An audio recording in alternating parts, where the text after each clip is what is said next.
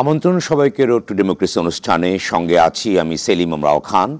অনুষ্ঠানটি শুক্র থেকে রবি এই 3 দিন এই সময়ে RTV-তে নিয়মিত সম্প্রচার হয়। দর্শক, আওয়ামী অপশাসনের বিরুদ্ধে আন্দোলনকে ঘিরে রাজনৈতিক দলসহ অন্যান্য অংশীজন ও ছাত্র জনতার মধ্যে যে ঐক্য দেখা দিয়েছিল, সেই ঐক্যে ভেঙে বিরোধ রূপ নেয়ার ইঙ্গিত স্পষ্ট হচ্ছে। রাষ্ট্র সংস্কার ও নির্বাচন ইস্যুতে নতুন বছরে ক্রমে উত্তপ্ত হয়ে উঠছে রাজনীতির মাঠ। সম্প্রতি জুলাই বিপ্লবের ঘোষণাপত্র ইস্যুতে অনেকটা হঠাৎ করেই রাজনৈতিক অঙ্গন উত্তপ্ত হয়ে উঠেছিল। ঘোষণাপত্র প্রকাশে 15 জানুয়ারি পর্যন্ত সময় বেঁধে দিলেও সরকারের পক্ষ থেকে দৃশ্যমান কোনো উদ্যোগ নেওয়া হয়নি দাবি করে 6 থেকে 11 জানুয়ারি সারা দেশে ঘোষণাপত্র সপ্তাহ কর্মসূচি ঘোষণা করেছে বৈষম্যবিরোধী ছাত্র আন্দোলন ও জাতীয় নাগরিক কমিটি। দেশে অনেক ষড়যন্ত্র হচ্ছে মন্তব্য করে বিএনপির মহাসচিব মির্জা ফখরুল ইসলাম আলমগীর বলেছেন, নতুন বাংলাদেশ গড়ার পথে এগিয়ে যেতে জনগণের সঙ্গে ছাত্রদের ঐক্যের প্রয়োজন সবচেয়ে বেশি। এদিকে 6 সংস্কার কমিশনের মেয়াদ বাড়ানোর কারণে রাজনৈতিক দলগুলোর সঙ্গে অন্তর্বর্তী সরকারের সংলাপ বিলম্বিত হতে পারে বলে আলোচনা হচ্ছে রাজনৈতিক অঙ্গনে। এমন একটি বাস্তবতায় আজ আমাদের আলোচনার বিষয় ঐক্য, সংস্কার, নির্বাচন।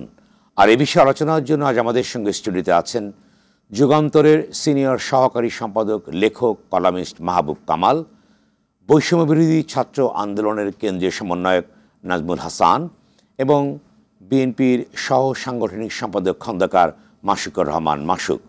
দর্শক, আপনি আলোচনায় অংশ নিতে পারেন। টেলিভিশনের পর্দায় দেখানো নম্বরে ফোন করে প্রতিক্রিয়া দিতে পারেন, জানাতে পারেন মতামত, প্রশ্ন করতে পারেন, লিখতে পারেন ফেসবুকেও। যাচ্ছি মূল আলোচনা বিষয় ঐক্য, সংস্কার, নির্বাচন।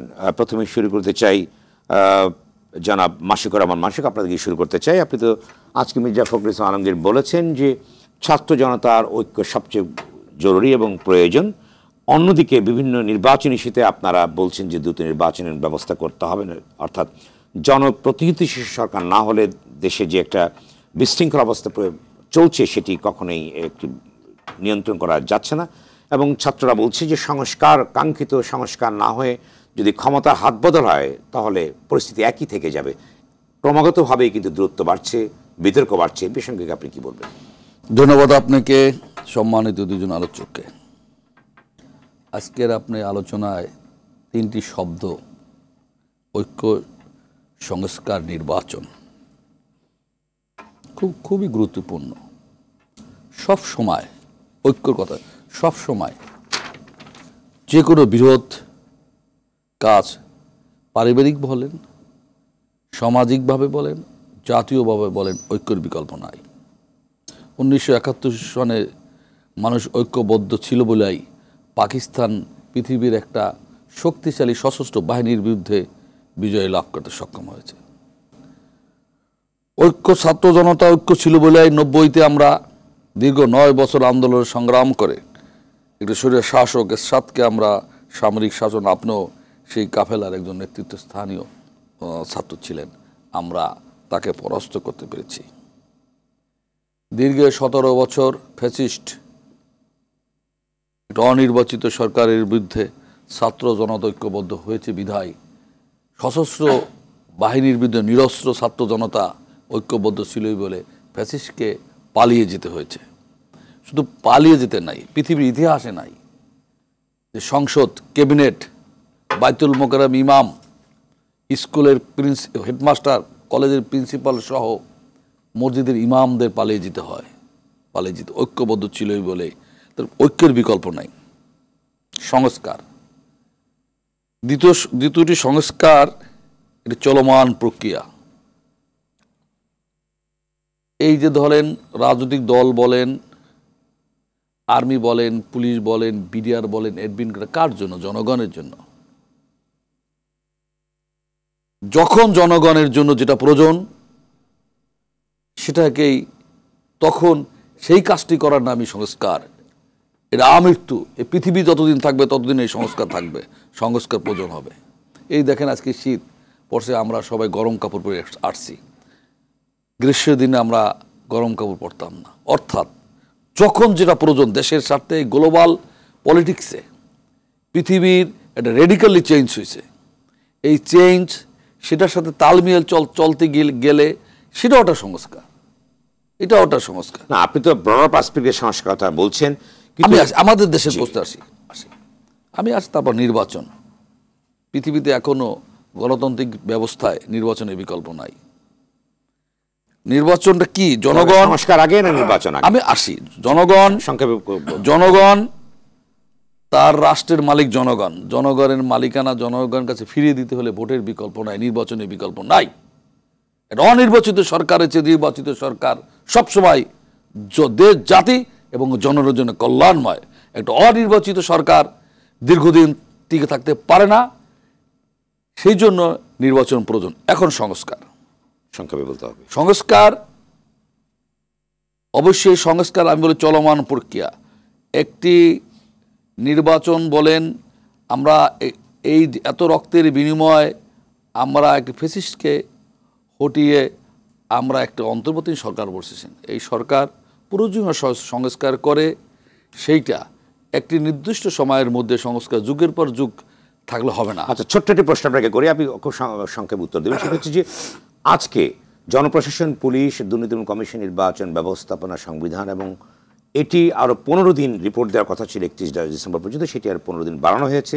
অন্যদিকে বিচার বিভাগের সংস্কার 31 জানুয়ারি পর্যন্ত বাড়ানো হয়েছে। অর্থাৎ সংস্কারের যে কমিশনগুলো সেগুলোর যে মেয়াদ বাড়ানোর ফলে কি আপনাদের প্রতিক্রিয়া কী আছে? না, প্রতিক্রিয়া সংস্কারের মেয়াদ বাড়তেই পারে যদি একটা মঙ্গলজনক জায়গায় যাওয়ার জন্যে একটি জনগণের বৃহৎ স্বার্থে যদি মেয়াদ বাড়াতে হয়, সেটা একটা নির্দিষ্ট সময়ের মধ্যে মেয়াদ বাড়তে পারে।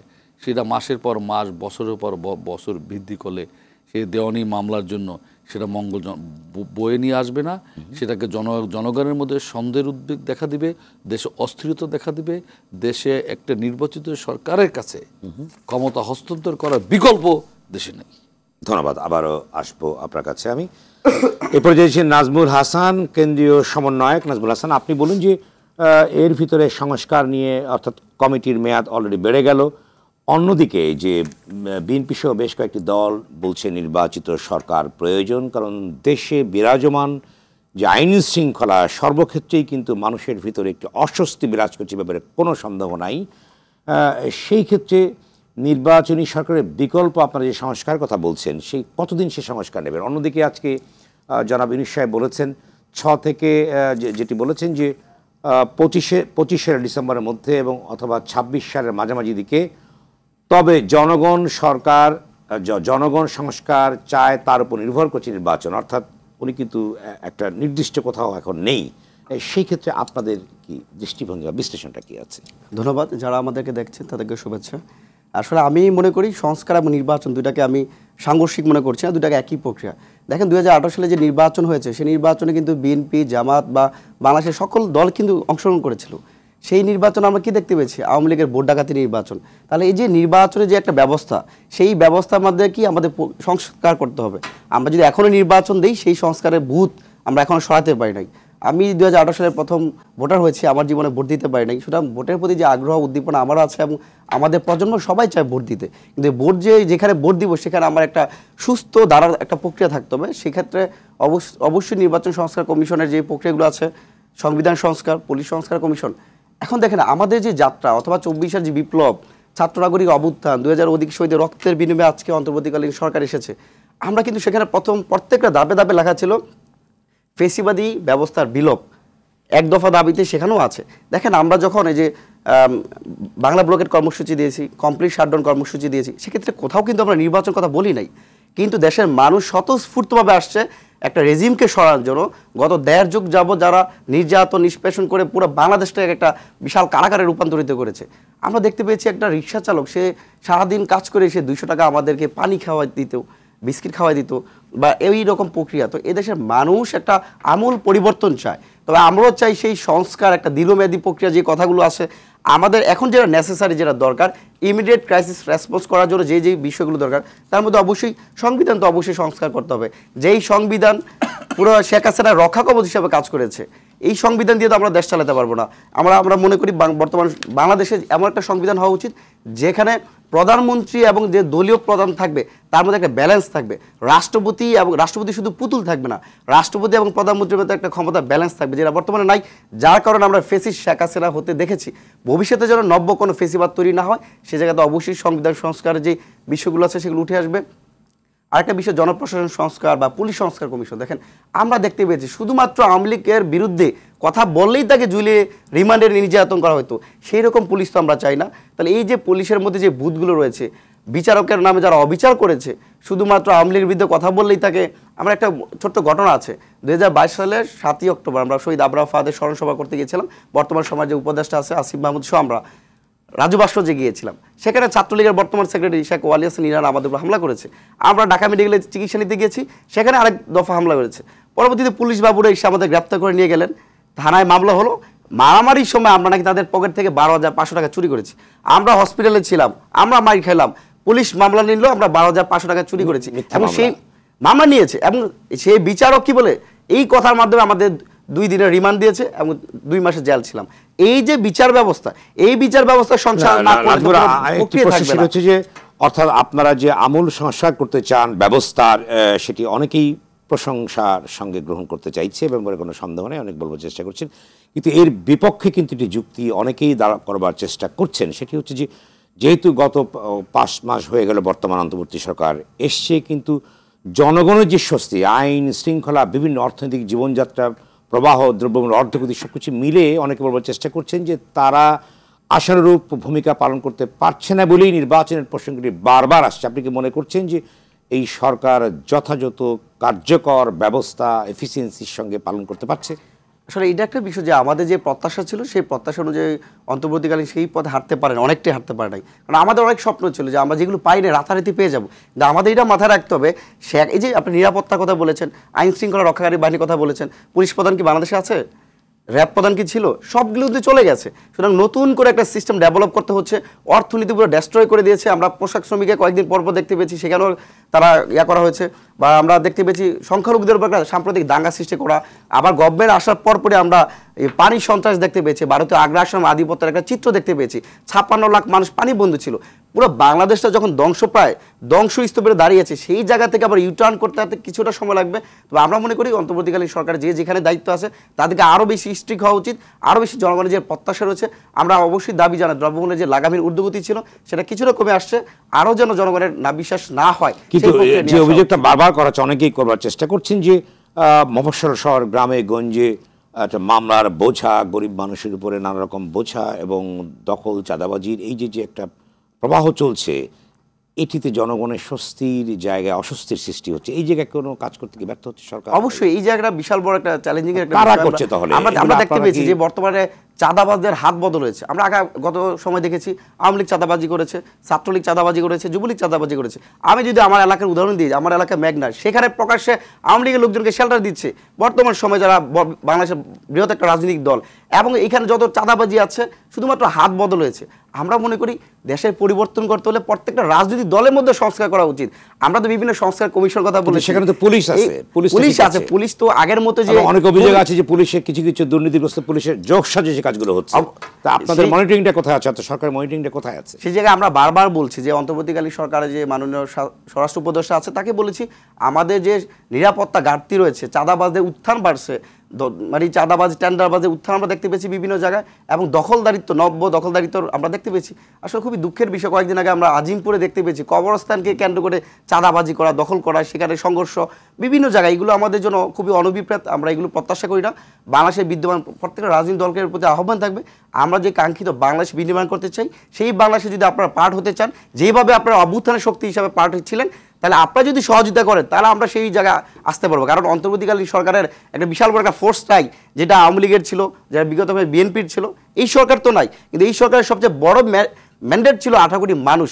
এই সরকারের সবচেয়ে বড় ম্যান্ডেট ছিল প্রত্যেকটা রাজনৈতিক দল তাকে সাপোর্ট দিয়েছিল। বাট আমরা এখন দেখতে পেয়েছি তাদের প্রত্যেকটা দলেরই তাদের নিজস্ব এজেন্ডা বাস্তবায়নে অথবা রাজনৈতিক যে প্রতিযোগিতার জায়গা ক্ষমতা কেন্দ্রিক, সেই জায়গায় আগের চেয়ে কিছুটা সরে আসছে, যার কারণে বর্তমানে সেই কাঙ্ক্ষিত নিরাপত্তা থেকে শুরু করে চাঁদাবাজ দখলদারিত্বর প্রভাবটা বেড়ে আসছে। আমরা তাদের প্রতি আহ্বান জানাই, তাহলে একসাথে রাজনৈতিক দল এবং গভর্নমেন্ট একসাথে কাজ করলেই আমরা জাতীয় ঐক্য, সংস্কার, নির্বাচন একসাথে হাঁটতে পারবে। ধন্যবাদ আপনাকে। মাহবুব কামাল, আপনি কি বলবেন? অর্থাৎ যে গণঅভ্যুত্থানটা হয়েছে 5ই আগস্ট, সেখানে একটি ছাত্র জনতার মহাসম্মিলন ঘটেছে এবং তারা যৌথভাবে কাজটি করেছে, কিন্তু এখন ক্ষমতার প্রশ্নে, যেটা নাজমুল বলেন যে ক্ষমতার প্রশ্নে, নির্বাচনের প্রশ্নে কিন্তু কিছুটা দূরত্ব ক্রমাগতই বাড়ছে এবং নানামুখী প্রবণতা লক্ষ্য করা যাচ্ছে, যার ফলে অনেকেই বলবার চেষ্টা করেছেন যে এই ধারা চলতে থাকলে সাধারণ মানুষের স্বস্তি কিছুটা বিঘ্নিত হবে এবং তাদের আশাভঙ্গ হবে সাময়িকভাবে। আপনি কি বলবেন? আচ্ছা শুনেন, আমি একটু অন্যভাবে শুরু করি। সেটা হলো যে আপনি সূচনা বক্তব্যতে বললেন যে জুলাই বিপ্লবের প্রোক্লেমেশন, জুলাই বিপ্লব যেটা বলছেন, নাজমুলও তার আলোচনায় বিপ্লব শব্দটা বলছে। আপনি এখন আবার বলতেছেন যে গণ অভ্যুত্থান। এখন এইটা বিপ্লব না গণ অভ্যুত্থান, এই কোশ্চেনের যদি রিজলভ করা যায় তাহলে কিন্তু অন্য অনেক সমস্যা অটোমেটিক্যালি বা সহজ হয়ে যাবে। কীরকম? আমি এটাকে রিজলভ করি। জি স্যার। বিপ্লব is a Marxist terminology basically. বিপ্লব মানে শুধু সমাজের মানে কিছু গুণগত পরিবর্তন না, বেসিক গুণগত পরিবর্তন হতে হবে অর্থনীতিতে।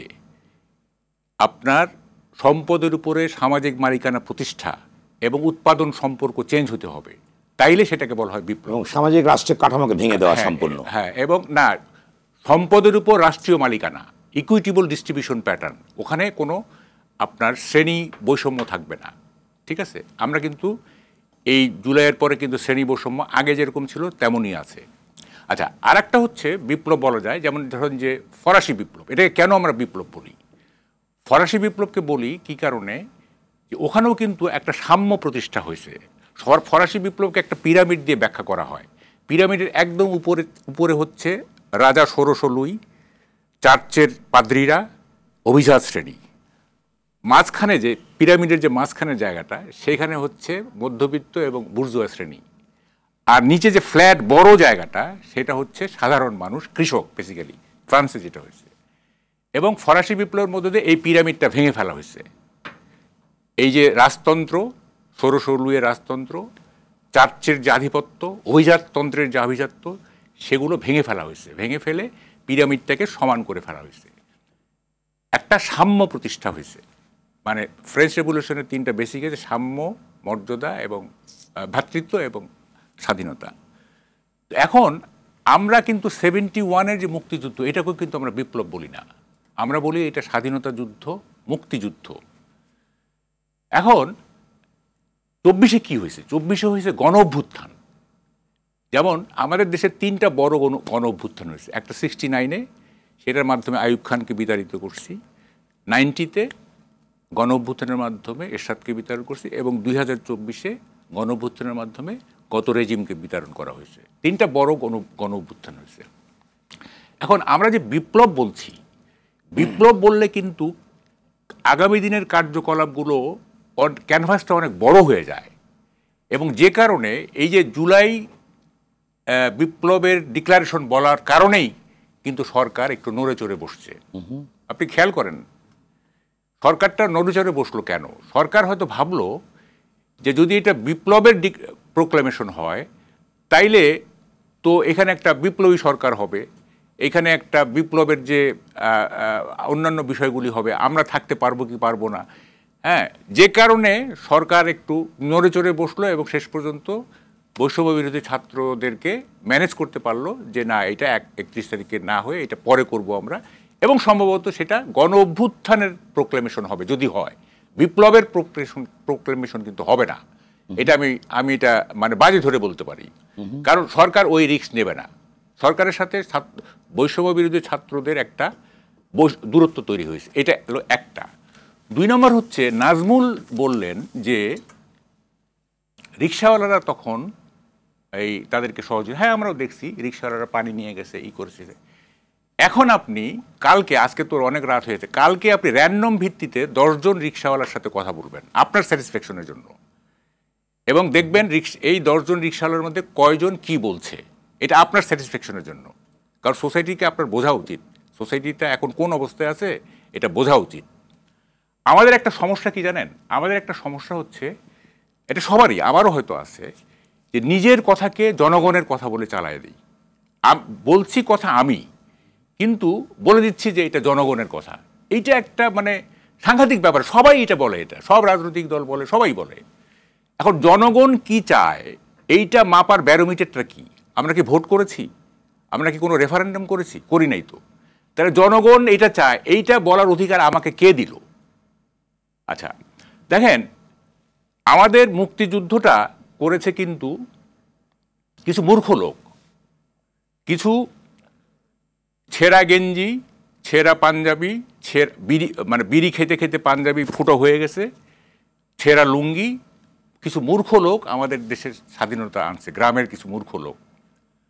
আর এখন আমরা কোট টাই পরা, স্যুট পরা কিছু ভদ্রলোক, কিছু শিক্ষিত লোক, আমরা মানে আমাদের মতো করে সব কথা বলতেছি। তারা কি চাচ্ছে, তারা কি বলতেছে, এইটা আমরা বোঝার চেষ্টা করতেছি না। আমরা কতগুলো ভদ্রলোক, শিক্ষিত লোক, কোট টাই পরা, হ্যাঁ, এই যে আমি কোট পরে আসছি, গ্রামে গিয়ে দেখেন যে লুঙ্গি পরে, ছেঁড়া গেঞ্জি পরে পরে আসছে, তারাই কিন্তু মুক্তিযুদ্ধটা করছে। এখন আমি তো মনে করি জনগণের এজেন্ডা হচ্ছে দুইটা। আমরা যে এত কথা বলি, কেন বলি আমরা? জনগণের এজেন্ডা হচ্ছে দুইটা। একটা হচ্ছে যে মানে গ্রামীণ জনগণের আমি বলছি, যে চালের দামটা ঠিক আছে কিনা, তেলের দামটা ঠিক আছে কিনা, ডালের দামটা ঠিক আছে কিনা, এটা গেল একটা। আর একটা হচ্ছে যে দলীয় সন্ত্রাসীরা অথবা পুলিশ আমাকে ঝামেলা করতেছে কিনা। এই দুইটা এজেন্ডা, এর বাইরে কিচ্ছু নাই। এরা নির্বাচন এগুলো বুঝে না গ্রামের মানুষ। আপনি ঘোর গ্রামে যান, ঘোর গ্রামে সংস্কার কি, সংস্কার শব্দটাই তো তারা বুঝে না। আমরা তো সংস্কার নিয়ে বিশাল একটা করতেছি আর কি। তারা এই যে যারা প্রতিদিন যেগুলি খায় ওই দামগুলি ঠিক আছে কিনা, আর দলীয় মাস্তান, যেমন আওয়ামী লীগ বলে দলীয় মাস্তান ছিল, ছাত্রলীগ, যুবলীগ, এই সেই ইত্যাদি দলীয়, আবার বিএনপি হইলে ওই মাস্তান সৃষ্টি হবে। তো দলীয় মাস্তান এবং পুলিশ এরা আমাদেরকে ঝামেলা করতেছে কিনা, এই দুইটা হচ্ছে তাদের এজেন্ডা। অন্য কোনো সংস্কার কিন্তু তাদের কোনো এজেন্ডা না, এমনকি নির্বাচনও তাদের এজেন্ডা না। আমরা তো মানে নিজের কথা জনগণের কথা বলে চালাই দিই। এটা একটা বড় মানে ঝামেলা হয়ে গেছে বাংলাদেশে আর কি। তো এখন মানে কি করব আমরা, মানে আসলে আমাদের কি করা উচিত সেইটা তো মানে আমাদেরকে ঠিক করতে হবে। আমরা কি করব? অবস্থা কিন্তু খুব বেশি ভালো না, অবস্থা বেশি ভালো না। একটা বড় ধরনের কনফ্রন্টেশন আমি দেখতেছি। কনফ্রন্টেশনটা কাদের সঙ্গে? কার কনফ্রন্টেশন? এই যে ওনার সঙ্গে এনার, ঠিক আছে, আমি স্পেসিফাই করে দিলাম। বিষয়টা কি? বিষয়টা কোন বিষয় নিয়ে কনফ্রন্টেশনটা হবে মনে করছেন? বিষয়টা হচ্ছে যে ক্ষমতা। হ্যাঁ, এই যে ছাত্ররা ওভার কনফিডেন্ট হয়ে গেল, হ্যাঁ, মানে এইটা কি কারণে? আমি একটা প্রস্তাব রাখছি নাজমুল, আপনি শোনেন। সেটা হচ্ছে আপনারা সংসদের 10টা ছাত্র প্রতিনিধির সংরক্ষিত আসনের দাবি তুলে আপনারা লেখাপড়ায় ফিরে যান। আমাদের পার্লামেন্টে 10টা সিট থাকতে হবে ছাত্রদের, এটা সংরক্ষিত। এইটা পলিটিক্যাল পার্টিগুলি নমিনেট করবে, অথবা আপনারা কন্টেস্ট করে, নিজেরা কন্টেস্ট করে জিতবেন, করে আপনারা লেখাপড়ায় ফিরে যান। এই যে একটা সংখ্যা, আপনারা যে এত বড় একটা আন্দোলন করলেন, আপনাদের নিশ্চয়ই একটা রিওয়ার্ড থাকতে হবে, আপনাদের একটা পুরস্কার থাকতে হবে। সেই পুরস্কারটা কি? না, তারা তো পুরস্কার চায় না, তারা একটি সামাজিক না পরিবর্তনটা চায়। না, পরিবর্তন এইভাবে হবে না, এইভাবে পরিবর্তন হবে না। খামাবো বললে তো হবে না। আচ্ছা, আমি আপনার কাছে শেষ করতে দেন আমাকে। আপনারা 10টা সংরক্ষিত আসনের দাবি তুলেন, পরে কিন্তু আর এই আপনাদের কিন্তু দাবি আর পরে দাবি করলে কিন্তু আর পারবেন না। মানে আপনাদের শক্তি কিন্তু ক্ষয় হয়ে যাচ্ছে। এই রাজুতে আয় এই স্লোগান কিন্তু এখন আর কার্যকর হবে না, মানে কিছুদিন পর আর হবে না। সুতরাং এই যে রাজশাহী ইউনিভার্সিটিতে 2জন প্রো ভাইস চ্যান্সেলর এবং এতগুলি কর্মচারীকে আটকে রাখলো ছাত্ররা, হ্যাঁ, তারা 12 ঘন্টা খেতে পারলো না, তারপরে ঘোষণা দিল যে কমপ্লিট শাটডাউন হবে রোববার থেকে। এই তারপরে দাবি আদায় করলেন। দাবি কিন্তু কিছুদিন পর আর আদায় করতে পারবেন না দাবি আদায় করতে, কারণ এই স্লোগান তামাদি হয়ে যাবে। এই রাজুতে আয় এই স্লোগান তামাদি হয়ে যাবে। এখনই দাবি তুলেন এবং দাবিটা আদায় করেন। সেটা হচ্ছে যে আমাদেরকে পার্লামেন্টে 10টা সিট দিতে হবে সংরক্ষিত আসনের, এবং তারপরে আপনারা যার যার ইউনিভার্সিটিতে চলে যান। ধন্যবাদ। আমি কারণটা হচ্ছে লেখাপড়া কিন্তু শেষ। লেখাপড়া, আমি একজন গার্ডিয়ান হিসেবে বলতেছি, দেশের লেখাপড়া কিন্তু শেষ, টোটালি ড্যামেজড হয়ে গেছে, একদম টোটালি ড্যামেজড। এইটাকে থেকে শুধু ছাত্রদের না, অবশ্যই না ছাত্রদের, শুধু ছাত্রদের হবে কেন? লেখাপড়া আমাদের অর্ধেক ধ্বংস করে দিয়ে গেছে দীপুমণি। আমি যেটা বলি, এমন কিছু কারিকুলাম করছে, এমন কিছু মানে হেফাজতের সাথে কম্প্রোমাইজ করছে, এমন কিছু করছে অর্ধেক। আর এখন ধ্বংস হয়ে যাচ্ছে এই সামগ্রিক পলিটিক্যাল যে সিনারিও, সেই সিনারিওতে অর্ধেক ধ্বংস হয়ে গেছে প্রায়। হ্যাঁ, এইটাকে দেখো নাজমুল, আচ্ছা তুমি করে ফেললাম, কিছু মনে করো না। এখন দেখেন যে এইটা হচ্ছে হাইটেকের যুগ। হ্যাঁ, এই হাইটেকের যুগ, এই যে আমাদের যে মডার্ন এই যে জেনারেশনটা, এই জেনারেশনটা যদি জ্ঞান বিজ্ঞানে মানে যদি সমৃদ্ধ না হয়, তাইলে এই হাইটেকের যুগে কিভাবে অ্যাডপ্ট করবেন আপনারা?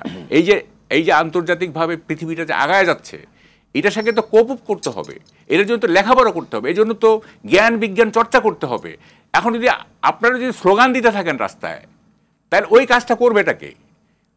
ওই কাজটা কে করবে? এখানে কি মূল রাজনৈতিক দলগুলোর ব্যর্থতার কারণেই তো তারা এসছে, অনেকে বলবার চেষ্টা করেন। সেই ক্ষেত্রে কি হবে?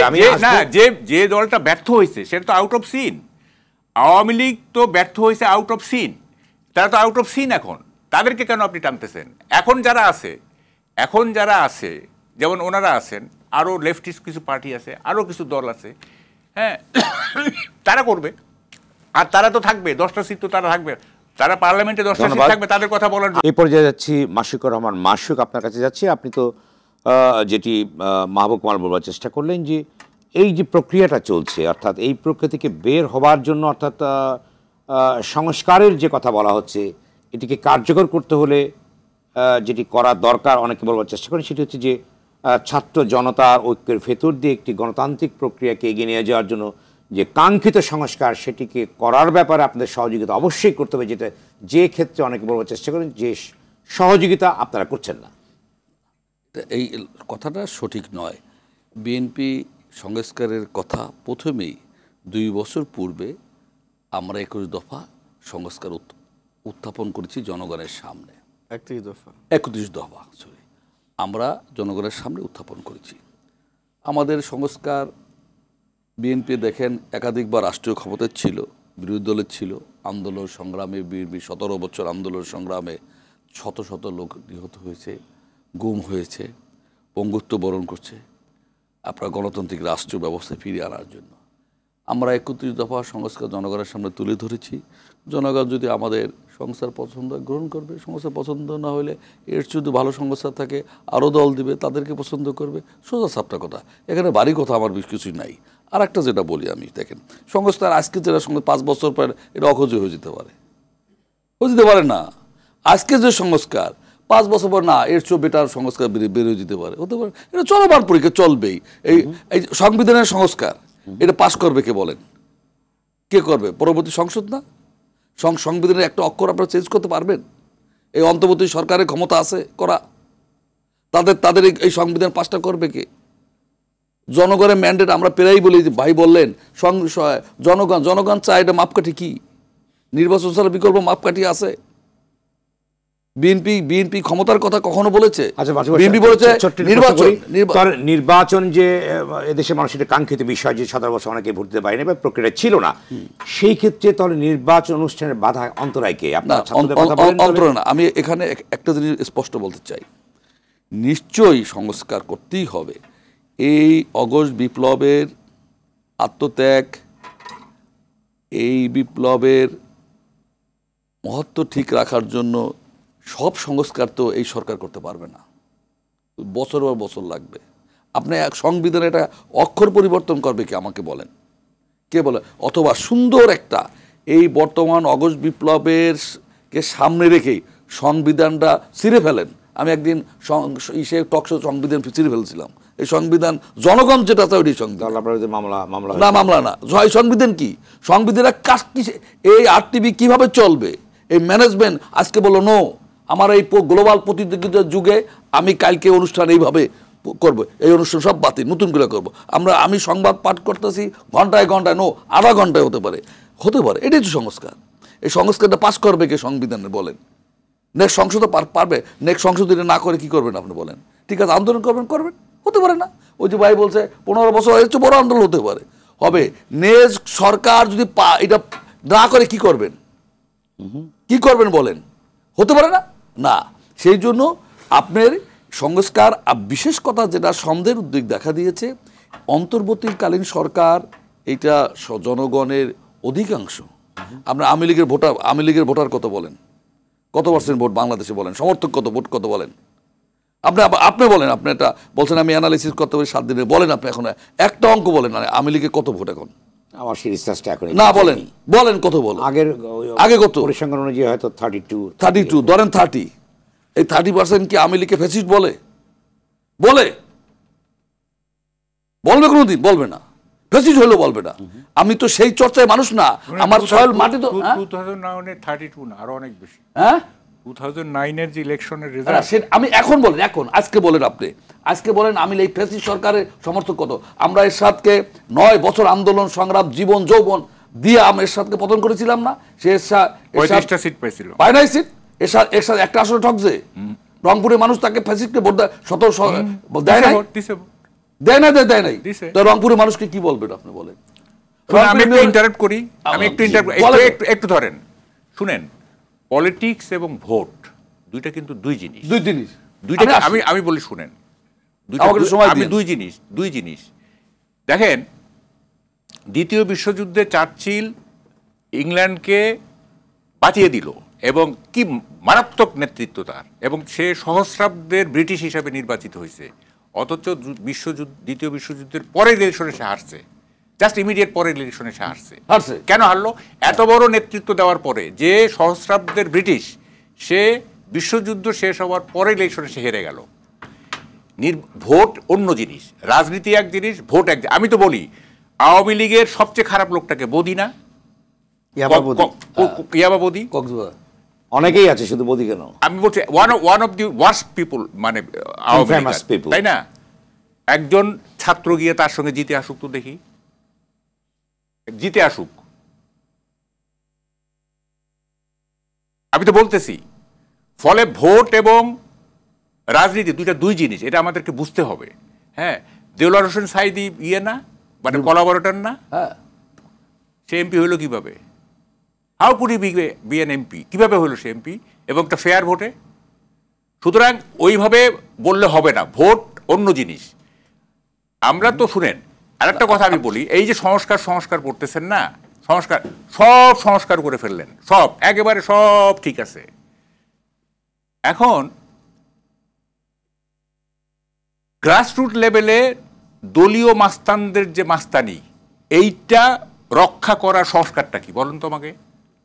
মাস্তানি কারা করছে? মানে বন্ধ করা, যে করবে আগামীতে। এখন কারা করতেছে? এখন কারা মাস্তানি না, যেই করুক, আমি বলতে সেটা না। এইটা কি সংস্কার? এটার কি কোনো সংস্কার হয়? গ্রাসরুট লেভেলে যে মাস্তানি হয়, হ্যাঁ, এইটার সংস্কারটা কি? তাইলে মানে কি দাঁড়াইলো হচ্ছে যে আপনি এই সোসাইটিকে কতগুলো মানে সংবিধান বলেন, এই সমস্ত সংস্কার দিয়ে ভালো করতে পারবেন না। আপনাকে মূল জায়গায় আঘাত করতে হবে। মূল জায়গায় আঘাত না করলে তো আপনি এই সংস্কার দিয়ে কি করবেন? দেখেন, মানে আমরা তো লম্বা লম্বা সংস্কারের কথা বলতেছি, করে কি করতেছি জানেন? গ্রামীণ সাধারণ মানুষ যারা দেশটা স্বাধীন করছে, তাদের যে ছোট ছোট চাওয়া, সেই চাওয়াগুলিকে আমরা সাবসাইডেড করে ফেলতেছি, আড়াল করে ফেলতেছি, বড় বড় লম্বা লম্বা কথা বলে সংবিধান সংস্কার করব, এইটা করব, সেইটা করব। আর এটার সাথে তাদের মানে গ্রামীণ সাধারণ মানুষের জীবনের সম্পর্কটা কি? আজকে এই যে যদি দ্রব্যমূল্য যদি তাদের নাগালের মধ্যে না থাকে, তাদেরকে যদি দলীয় মাস্টার এবং পুলিশ হ্যারাসমেন্ট করতে থাকে, তাইলে আপনি হাজার সংস্কার করলেন, তাদের জীবন কি, তারা কি নিরাপদ বোধ করবে? তারা কি স্বস্তি বোধ করবে? তারপরে ইস্যু তো ওইটা। আপনি এদিকে কেন আসতেছেন?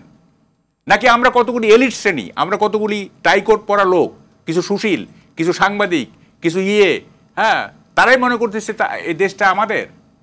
নাকি দেশের 90% লোক হচ্ছে গ্রামে থাকে এবং তারা মানে কোনো জটিলতার মধ্যে যেতে চায় না, কোনো ধরনের করতে চায় না, তারা তাদের মতো করে জীবন ধারণ করতে চায়, 4টা ভাত খাবে, শান্তিতে ঘুমাবে, এই সেদিকে তো আমাদের খেয়াল নাই। দেশটার মালিক জনগণ না, ঠিক আছে, সেই জনগণ বলতে রিকশাওয়ালাও বোঝায়, এই আরটিভির মালিকও বোঝায়। আমি যেটা বলতেছি, আপনার জনগণের মালিক, এই রাষ্ট্রের মালিক তো জনগণ, সেটা নির্বাচনের বিকল্প কি আছে গণতন্ত্রে আমাকে বলেন এক নির্বাচনের বিকল্প এখনো বের হয়েছে? বাইর করেন সংস্কার, যে না ভোট হবে না এইভাবে হবে, বাইর করেন আপনি, সেটা সংস্কার করেন। আমি একটা বলে 111 যখন আসছিল মঈনুদ্দিন ফখরুদ্দিন দুর্নীতির কথা করে বলে আসছিল না, আমি আপনাকে চ্যালেঞ্জ করে বলি 2 বছর বারি আমিন দুর্দান্ত ক্ষমতা, ওই সময় 40টা টাস্ক ফোর্স ছিল, এক একটা টাস্ক ফোর্সে যারা ছিল তারা কত অর্থ বিত্তের মালিক হয়েছে। ওই 2 বছরে একটা মামলা এফআইআর হয়েছিল টাকা ছাড়া? ওই 2 বছরে কোনো ইঞ্জিনিয়ারিং ডিপার্টমেন্টে টাকা ছাড়া বিল হয়েছে কিনা বলেন তো, বলেন আপনি। সেই ধারাকে অব্যাহত থাকবেই না না, আমি কি সমর্থন করছি? পৃথিবীর কোন দেশের দুর্নীতি নাই বলেন? কিন্তু দুর্নীতি এরকম হবে না একটা পাউরুটির দাম 2500 টাকা এক পিস পাউরুটি। দুর্নীতি আছে কিন্তু লুণ্ঠন নাই, যেটা বাংলাদেশে আছে, যেটা হয়ে গেল।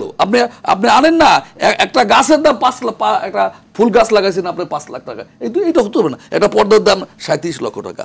আমি যে জায়গায় আসতে চাই ভাই, কবে যেটা বল একদিন এটা হবে না। এই যে আপনারা যেটা বলছেন কথা সঠিক, গ্রামগঞ্জে চাঁদাবাজি হচ্ছে না, নট দেয়ার, হয় হচ্ছে, এটাকে ফিরিতে হবে না? এটা সংস্কার কি করবেন, কেমনে করবেন বলেন আপনি কেমনে করেন? প্রশাসন দিয়ে সেটাকে রোধ করা যেত। হ্যাঁ, তুই যেত যায় না কেন? কেন করেন যাচ্ছে না? কেন প্রশাসন এখন কি কোনো আওয়ামী লীগ ক্ষমতায়, বিএনপি ক্ষমতায়, না জামাত ক্ষমতায়, কারা ক্ষমতায়? অন্তর্বর্তীকালীন সরকার না পলিটিক্যাল বাধা আছে? আমি বলি, আমি একটু বলি, হ্যাঁ বলেন। আপনারা তো আগামী নির্বাচনে ক্ষমতায় যাবার একটা সম্ভাবনা আছে। বিএনপি কখনো বলেন আমরা ক্ষমতায়, আমি বলতে জনগণের ভোটের অধিকার প্রতিষ্ঠা করতে। হ্যাঁ, শেষ করতে দেন আমাকে। আপনারা তো ক্ষমতায় যাওয়ার একটা সম্ভাবনা আছে, সম্ভাবনা বলতেছি আমি। তা এখন যে কাণ্ডগুলি করতেছে বিএনপির এই যে ছাত্র দল এবং যুব দলের এই যে গ্রামগঞ্জে যেগুলি করতেছে, ক্ষমতায় গেলে মানে আপনারা কি করবেন? আমি একটু সম্প্রশ্ন করি, সেটিকে কিন্তু বিএনপির পক্ষ থেকে কিন্তু বারবার বলা হয়েছে যারা চাঁদাবাজি সন্ত্রাসের সঙ্গে যুক্ত থাকবে তাদেরকে কেন? তারেক রহমানকে আমি দায়িত্ব তো সরকারের। আমি বলছি Tarique Rahman is in the correct line. হ্যাঁ, উনি বহিষ্কার করতেছেন, উনি ফোকাস করতেছেন, করতেছেন, সব ঠিক আছে, কিন্তু সরকার করছে না। আমার কথাটা হচ্ছে না, সরকার তো ইনঅ্যাক্টিভ। সরকারের কথা বাদ দেন, এই সরকারের দিকে আমরা তাকাই নাই। সরকারের কোনো ফাংশন থাকবে না? কোনো ফাংশন নাই, সরকারের কোনো ফাংশন নাই, টোটাল দেশে ললেসনেস। তাহলে সরকার নির্বাচন দিয়ে চলে যাওয়া উচিত। নির্বাচন তো চলে যাও। আমি বলি আপনাকে, আমি এটাকে ডিফার করব না, হচ্ছে না তা না, বাট ঢালাওভাবে বলবেন না, আমি বলতে দেন। আপনারা সরকারের ভূমিকা পালন করেন। আমাকে বলেন, আমি 31 বছর বয়সে পার্লামেন্ট নির্বাচন করেছি। আমি রুট লেভেল, আমি সেই থেকে এই পর্যন্ত রুট লেভেলে আপনাদের এখানে যে কজন আছে তার থেকে বেশি ছিলি। ওর বয়স হয় নাই আমার যতদিন রাজনৈতিক বয়স। আমি ওর প্রতি রেখেই বলি, আমি পাবলিক এলাকাতে চলি। এই চাঁদাবাজির কারণে যদি বিএনপির সেটার উপর দায় পড়ে, অবশ্যই জনগণ বিএনপিকে ভোট দিবে না, অবশ্যই দিবে না। আমি অবশ্যই বিএনপি দেন, তারা জনগণের রায়ের সেই ব্যবস্থা করে দেন। জনগণ তাদের পছন্দ লোকরে সমন্বয় ওরা দল করে ওদের ভোট দিবে, অসুবিধা কোথায়? ওদের ভোট দিবে। আমি আপনার কাছে আমি আসবো একটু, আমাকে নাজমুলকে সময় দিতেই হবে। আচ্ছা নাজমুল হাসান, আপনি বলুন যে 6 জানুয়ারি থেকে 21 জানুয়ারি ঘোষণাপত্র সপ্তাহ উদযাপন করতে যাচ্ছেন আপনারা। অন্যদিকে যেটি জুলাই, আপনাদের ভাষায় জুলাই অভ্যুত্থানের ঘোষণাপত্র, একদিকে আপনারা বলছেন যে সংবিধান পরিবর্তন করতে চান এবং বিপ্লবী সরকার গঠনের একটা প্রস্তাবনা আছে, কিন্তু যে প্রসঙ্গটি উত্থাপন করেছেন জনাব মাসুদ কুমার, আসলে এটি কি ঘটেছে? এটিকে বিপ্লব বা গণঅভ্যুত্থান? এবং বিপ্লবের সংজ্ঞা যেটা উনি নির্ধারণ করেছেন যে radical change in the established order, usually the established government in the social order, একটা আমূল পরিবর্তন। কি আসলে আপনারা এটাকে বিপ্লব বলতে চান না গণঅভ্যুত্থান বলতে চান? বিষয়টা কি? না এই রেজিমটাকে অটোক্রেটিক রেজিম বলতে চান? এগুলো কি ডেফিনেশন? দেখুন, এর আগে আমি একটা কথা বলতে চাই, সেটা হচ্ছে বিএনপির মহাসচিব মির্জা ফখরুল ইসলাম আলমগীরের একটা বক্তব্য আজকে যেটা দেখেছি, যে বাংলাদেশকে কেন্দ্র করে বিভিন্ন রকম ষড়যন্ত্র হচ্ছে। আমি তার বক্তব্যের সাথে একমত। এই ষড়যন্ত্র হচ্ছে এই জায়গা যে ছাত্র, শ্রমিক, নাগরিকদের রক্তের বিনিময়ে যে আকাঙ্ক্ষার বাংলাদেশ তৈরি করার কথা ছিল, সেই আকাঙ্ক্ষাকে বাস্তবায়ন করতে ষড়যন্ত্র হচ্ছে। যেমন ধরেন, এই যে আওয়ামী লীগের পতন হয়েছে, ফেসিস্ট শেখ হাসিনা পলায়ন হয়েছে, এটা কিন্তু নির্বাচনের মধ্যে পলায়ন হয় নাই, দেশের মানুষ তাকে বিতাড়িত করেছে, সে কিন্তু স্থিরভাবে যেতে পারে নাই। সেই ক্ষেত্রে আমরা দেখতে পাচ্ছি যে স্বপ্নের বাংলাদেশ তৈরি করবো, সেই বাংলাদেশের কেন্দ্রে আমাদের ষড়যন্ত্র হচ্ছে। এই জায়গায় আওয়ামী লীগের কোনো একটা লোককে যদি পুলিশ গ্রেপ্তার করে, তাকে বাঁচাতে বিএনপির লোকজন যাচ্ছে থানায়। আওয়ামী লীগের এক লোক যদি গ্রেপ্তার করে, তাকে বাঁচাতে জামাতের লোকজন যাচ্ছে। আমরা অন্তর্বর্তীকালীন সরকার ক্ষমতা আসার পর থেকে বাংলাদেশের বৃহৎ দুটি রাজনৈতিক দল বিএনপি এবং জামাত, বিশেষ করে জামাতের আমির যে বক্তব্য বলেছেন, তাদেরকে বারবার ফেসিস্ট বলবেন না, তাদেরকে ক্ষমা করে দিলাম, এই আওয়ামী লীগের প্রতি যে উদারতা বা বিএনপিরও তাদের বক্তব্যে আওয়ামী লীগের বিরুদ্ধে বা স্ট্যান্ড নেওয়া বা নিষিদ্ধ ঘোষণা করা অথবা তাদেরকে আইনগত ব্যবস্থার বিষয়, আমি এই জায়গায় খুব কষ্ট লাগে।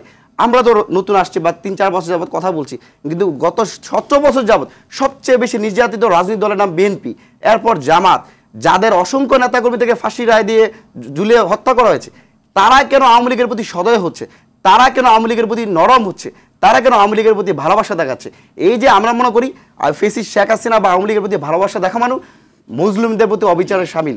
বর্তমানে কথা হওয়া উচিত ছিল ফেসিস্ট শেখ হাসিনা বা আওয়ামী লীগের বিরুদ্ধে কীভাবে তারা যে একটা গণ অভ্যুত্থানে তারা যে 2000 অধিক মানুষ শহীদ হত্যা করেছে, তাদের বিরুদ্ধে আইনগত ব্যবস্থা নেওয়ার জন্য একমত হওয়ার কথা ছিল। সেই বিষয়টা তারা আসতেছে না। কথায় কথা তাদের নির্বাচন, অবশ্যই নির্বাচন হওয়া উচিত। এই দেখেন আরেকটা বিষয়, এই যে অন্তর্বর্তী সরকারের পরে কিন্তু প্রত্যেকটা রাজনৈতিক দলের বক্তব্য আছে, মির্জা ফখরুল ইসলাম আলমগীর থেকে শুরু করে জামাতের আমিন, সবার, বিএনপির ভারপ্রাপ্ত চেয়ারম্যান তারেক রহমান, তারও বক্তব্য আছে যে তাদের স্বতঃস্ফূর্ত সমর্থন আছে এই গভর্নমেন্টের। অনেক দুজনেই বক্তব্য বলতেছিলেন যে অন্তর্বর্তীকালীন সরকারের জনগণের সমর্থন আছে। কিভাবে প্রত্যেকটা রাজনৈতিক দল সমর্থন দিয়েছে। দেশের মানুষ এই সরকার গঠন হওয়ার পরে দেশের মানুষ স্বতঃস্ফূর্তভাবে কোথাও নেগেটিভ কথা বলে নাই। তবে আমরা এই জায়গাতে বলতে চাই, এদেশের মানুষের যে বিদ্যমান যে সমস্যাগুলো আছে, চালের দাম বাড়তেছে, তেলের দাম বাড়তেছে, ডিমের দাম বাড়তেছে, এই যে দ্রব্যমূল্যের লাগামহীন ঊর্ধ্বগতি, সেটা নিয়ে কিন্তু আমরাও গভর্নমেন্টকে প্রশ্ন করছি। আমরাও চাই বিগত সময় যে মানুষের দ্রব্যমূল্য লাগামহীন ঊর্ধ্বগতি ছিল, যে নাবিশ্বাস ছিল, একটা রিক্সা চালক 3 বেলা খেতে পারতো না, একটা দিনমজুর 3 বেলা খেতে পারতো না, সেই বাংলাদেশের চিত্র বর্তমানে আমরা দেখতে চাই না। অবশ্যই এই জায়গায় ক্রিটিসিজম করার সুযোগ আছে। আমরা অন্তর্বর্তীকালীন সরকারের প্রতি জোরালো আহ্বান জানাই। বাজার যে সিন্ডিকেট, এখানে একটা কথা না বললেই নয়। দেখেন একটা আলুর কেজির দাম বর্তমানে 10 টাকা, যেখানে রুট লেভেল হয়, ঢাকা আসলে 40 টাকা হচ্ছে।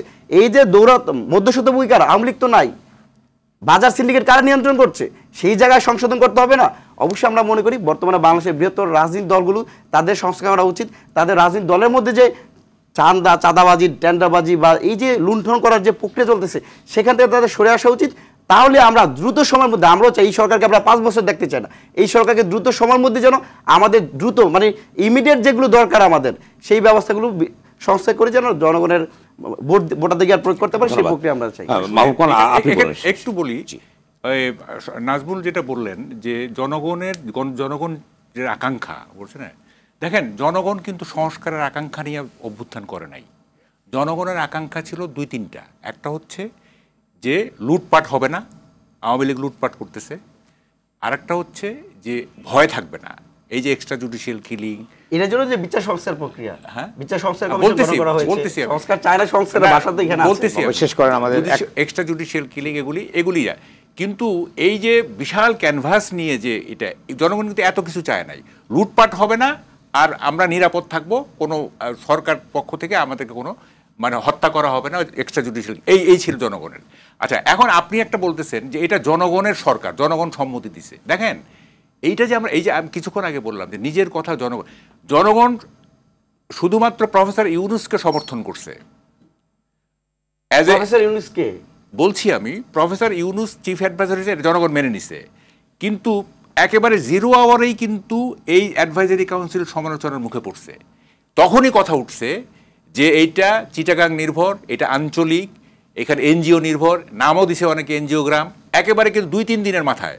আমরা এই জায়গাটা কিন্তু বলতেছি গোপালগঞ্জে যে শেখ হাসিনা গভর্নমেন্ট ছিল বা ক্যাবিনেট, আমরা সেটা চিটাগাং দেখতে চাই। তাইলে আমি বলতেছি, না আমি বলতেছি যে চিফ অ্যাডভাইজারকে মানুষ মেনে নিছে, হ্যাঁ নোবেল লরিয়েট অমুক তমুক মেনে নিছে, কিন্তু এন্টায়ার যে চিফ অ্যাডভাইজারি কাউন্সিল, আপনি যে বললেন যে জনগণের সরকার, এটা মানুষ তো প্রথম থেকেই এটাকে সমালোচনা করতেছে।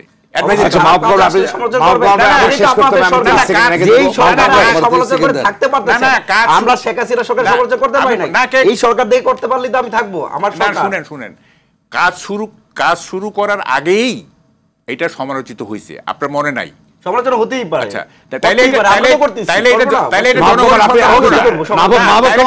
আপনি বলেন যে আমরা কোন দিকে যাচ্ছি, একদম প্রক্রিয়াটা কোন দিকে যাচ্ছে? সরকারের প্রধান ডক্টর মোহাম্মদ ইউনূস কার সরকার? হ্যাঁ, ইউনূস সাহেব ওয়াজ অ্যাকসেপ্টেড, যেখানে সমালোচনা কাজ করছে। আপনি আমার পয়েন্টটা ধরতে পারেন। আচ্ছা, আমি শেষ করে দেই। সেটা হচ্ছে যে চিফ অ্যাডভাইজার এই ব্রিটিশ এমপি রূপাকে বলছেন যে এই বছরের শেষে অথবা আগামী বছরের নির্বাচন হতে পারে।